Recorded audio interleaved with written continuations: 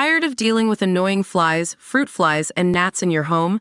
The Zevo Flying Insect Trap is your ultimate solution. Don't wait. Check out the link in the video description now to get your Zevo Flying Insect Trap on Amazon and enjoy a bug-free home today. The first male rape survivor of the October 7th attack to speak out has revealed the horror atrocities he faced at the hands of sick Hamas savages.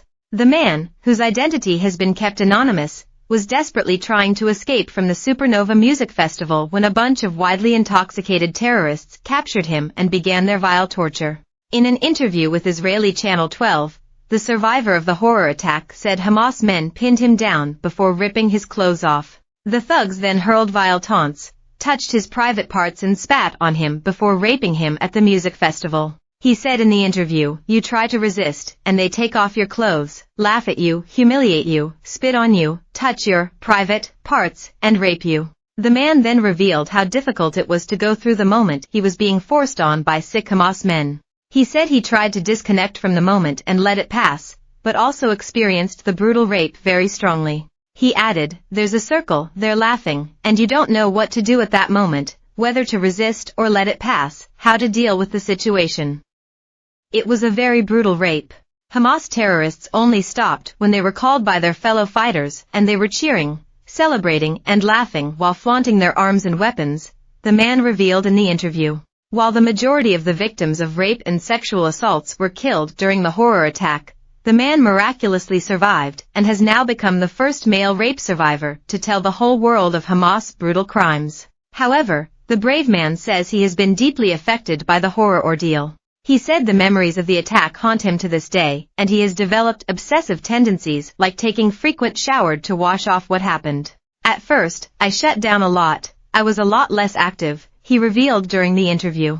The man's account of rape and other tortures has been given to Israeli cops investigating cases of sexual assault by Hamas men at the Supernova Music Festival. "You don't know what to do at that moment, whether to resist or let it pass." It was a very brutal rape. He now joins the list of a dozen survivors who claim they cannot return to work because of their horror experience on October 7th. In March, a United Nations probe found that acts of sexual violence and rapes happened at a minimum of 3 locations, including the Nova Music Festival site. The report also concluded there was clear and convincing information that sexual violence, including rape, sexualized torture, cruel, inhuman and degrading treatment had been committed against hostages. Investigators also had reasonable grounds to believe such violence may be ongoing. Just weeks ago, a shocking video appeared to show the 5 youngest Hamas hostages in Gaza being tortured by the brutal captors, who could be heard hurling sick taunts.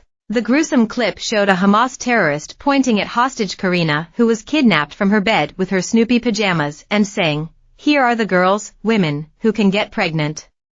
These are the Zionists." He chillingly added in Arabic, "You are so beautiful." Meanwhile, another savage yelled, "You dogs, we will step on you," as another hostage's face is pressed up against the wall and she is shown to be bleeding heavily. Many more horror testimonies of alleged sexual abuse, rape, and torture have surfaced since captives were released as part of a brief truce agreement that failed when Hamas refused to return some of the female hostages. In May, a sickening father and son duo from Hamas admitted to raping and murdering innocent women during the October 7th massacre.